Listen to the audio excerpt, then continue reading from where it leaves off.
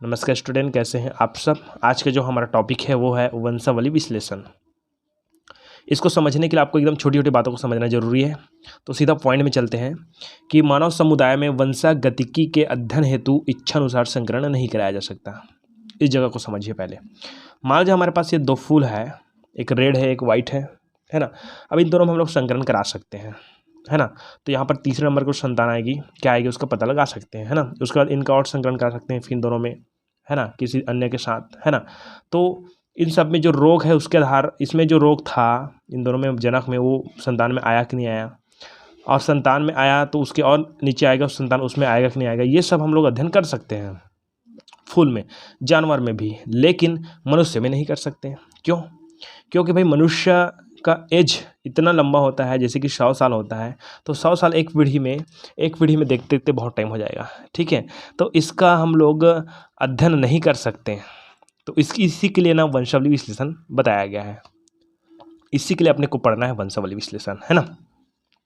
तो मानव समुदाय में वंशागतिकी के अध्ययन हेतु इच्छानुसार संकरण नहीं कराया जा सकता है। इसके लिए इसमें वंशागतिकी के अध्ययन के लिए संबंधित मनुष्य के कुल के इतिहास का अध्ययन कर वंशागतिकी लक्षणों को एकत्रित करके एक आरेख तैयार किया जाता है। चलो, अब मुझे एक व्यक्ति का पूरा डिटेल चाहिए, पिछला डिटेल, है ना। क्यों चाहिए? क्योंकि इस व्यक्ति को कोई रोग है, मान लो जाए कोई क्या है, रोग है।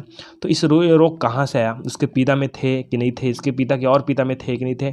तो भाई मैं इनका अगर क्रॉस करा के देखता किसी दूसरे पुरुष के साथ, सॉरी किसी दूसरे जीव के साथ, मतलब कहा जाए ये नर होगा तो ये मादा के साथ, और ये मादा होगा तो ये नर के साथ, ठीक है।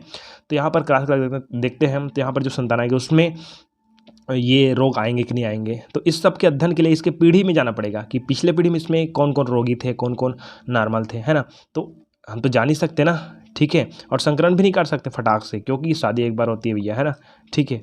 और हम लोग और इच्छा अनुसार कहीं भी संकरण नहीं करा सकते हैं, ठीक है। इतना आप समझते हो, बड़े बड़े हो, है ना। तो इसीलिए ना ये जो व्यक्ति है उस व्यक्ति के इतिहास को अध्ययन करते हैं और उसके वंशागति के लक्षण को एकत्र करते हैं, उसके इतिहास में उसके पूर्वज में कौन कौन से लक्षण थे, है ना। तो यही समझना है अपनों को कि मानव समुदाय में वंशागतिकी के अध्ययन हेतु इच्छानुसार संकरण नहीं कराया जा सकता है। इसके लिए इसमें वंशागतिकी के अध्ययन के लिए संबंधित मनुष्य, जिस मनुष्य का हमको अध्ययन करना है, तो संबंधित मनुष्य के कुल के इतिहास का अध्ययन कर वंशागतिकी लक्षणों को एकत्रित करके उसके कुल में कितने वंशागतिकी लक्षण थे जो कि पीढ़ी दर पीढ़ी चलती रहती है, उसको बोलते हैं वंशागतिकी लक्षण, ठीक है। तो सीधा एक चीज़ आपको क्लियर हो गया होगा, है ना, कि ये आरेख वंशावली विश्लेषण क्यों तैयार किया जाता है ना। तो यहाँ पर क्लियर हो गया आपको कि एक आरेख तैयार किया जाता है जिसे वंश वृक्ष कहा जाता है। जैसे कि ये मान लो जाए एक व्यक्ति है, उसके नीचे एक उसके संतान है, उसके और संतान है, उसके और संतान है, ऐसे। तो ये उसका हो गया वंश वृक्ष। क्या हो गया? वंश वृक्ष। कि इस व्यक्ति के जस्ट ऊपर में कौन थे, उसके पिताजी कौन थे, उसके लक्षण क्या थे, कैसे थे, रोगी था, वाहक था, क्या था, ठीक है। उसके बाद ये, तो ये हो गया वंश वृक्ष, ठीक है। तो जिसे वंश वृक्ष कहा जाता है तथा इस प्रकार के किया गया अध्ययन वंशावली विश्लेषण कहलाता है। बस, ठीक। अब देखिए कि पुराने ज़माने में किसी व्यक्ति का पूरा डिटेल जानना है तो उसको थोड़ा सा इसमें दर्शाते थे, किसमें, कुछ संकेतों के रूप में। तो उसी संकेतों को हम लोग पढ़ने वाले हैं। देखिए ध्यान से कि इसमें कुछ विशेष चिन्हों का उपयोग किया जाता था। देखिए, इस वृक्ष में मादा को किससे? वृत्त से, गोल से, है ना, तथा नर को वर्ग से दर्शाते हैं। वृत्त व वर्ग के बीच क्षैतिज रेखा के द्वारा परिणय को दर्शाया जाता है। इसके बीच ऐसे क्षैतिज रेखा रख दिए, मतलब इन दोनों का शादी हो गया, खत्म, आबाद हो गया, बर्बाद तो नहीं हुआ है ना, हो गया काम, ठीक है। तो देखो कि वृत्त व वर्ग के बीच क्षैतिज रेखा के द्वारा परिणय को दर्शाया जाता था, ठीक है। तो पुरानी पीढ़ी में ऐसा हुआ होगा, ऐसा करके दर्शाया जा रहा है, ठीक है। आगे देखो, क्षैतिज रेखा से लटकती हुई समानांतर रेखा से लटकते हुए वर्ग नर, मान लो जाए ये ऐसा है, और इनसे मान लो जाए ये क्षैतिज रेखा से लटका हुआ है ना, ठीक है।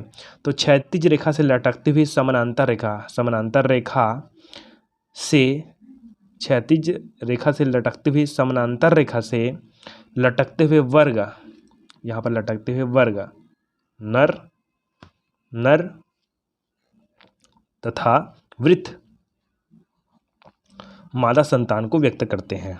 मतलब इससे समझ जाना है आपको कि इन दोनों के बीच जब शादी हुआ था ना तो उनके 2 संतान हुए थे, या तो ये नर था और ये क्या था, मादा था। ठीक है, अगर एक ही लड़का हुआ तो एक नर एक ही मादा। ठीक है, यदि संतानों की संख्या ज़्यादा है तो इस वर्ग या वृत्त में संतानों की संख्या लिख देते हैं।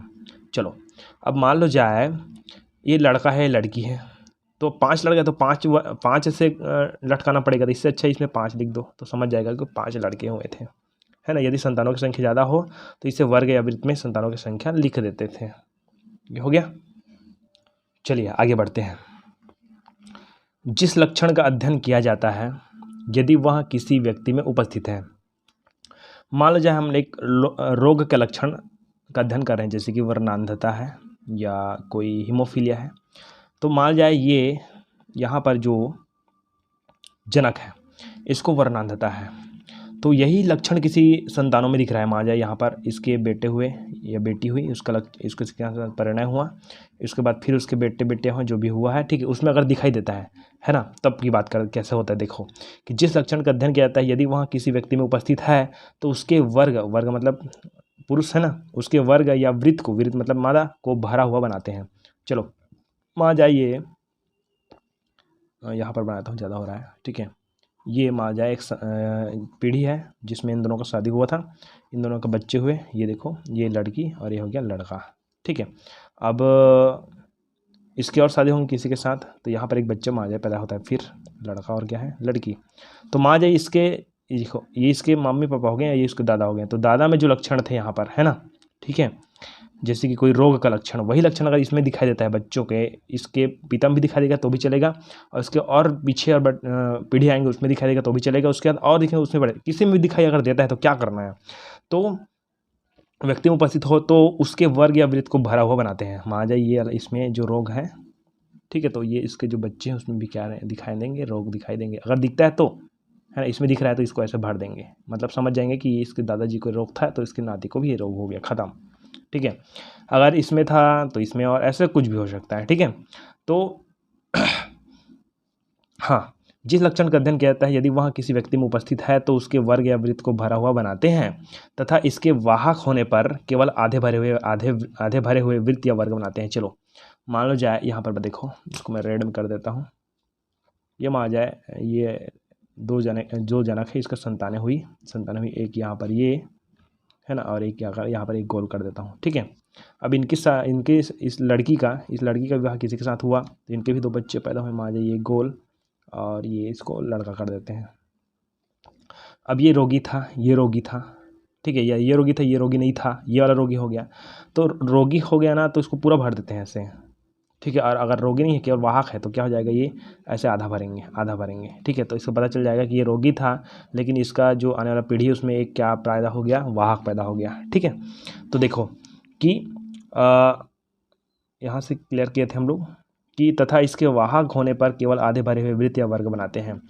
कुल वृक्ष में मरे हुए व्यक्तियों को वर्ग या वृत्त में एक्स चिन्ह लगाते हैं। मान लो जाए ये पीढ़ी है, इसमें से इसके बच्चे पैदा हुए, ये लड़का ये लड़की, इसका शादी हुआ, है ना, उसके बाद यहाँ पर नीचे और आएंगे तो ये पर फिर लड़का लड़की, और जो मर गया तो मर गया, इसको लेना, इसको क्रॉस के यूज़ करते हैं, जैसे कि नर है तो उसमें क्रॉस के यूज़ करते हैं, ऐसे कर देंगे तो समझ जाएंगे यहाँ इसकी डेथ हो गई है। ठीक है, आगे समान जुड़वा बच्चों को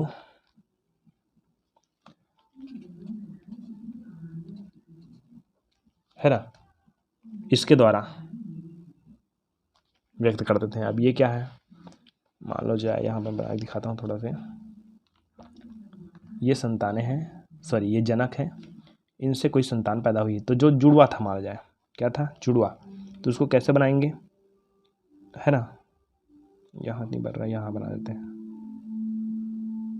तो यहाँ पर जो संतान प्राप्त हुई जुड़वा हुआ था तो ऐसे लिखते हैं इसको, एक ऐसे और एक ऐसे, दोनों को बीच का ऐसे जोड़ दो, ये ऊपर वाला मत जोड़ना, इसको दोनों जोड़ दो तो समझ जाएगा कि इसमें जुड़वा बच्चे पैदा हुए थे, मतलब ये लड़का है तो, है ना।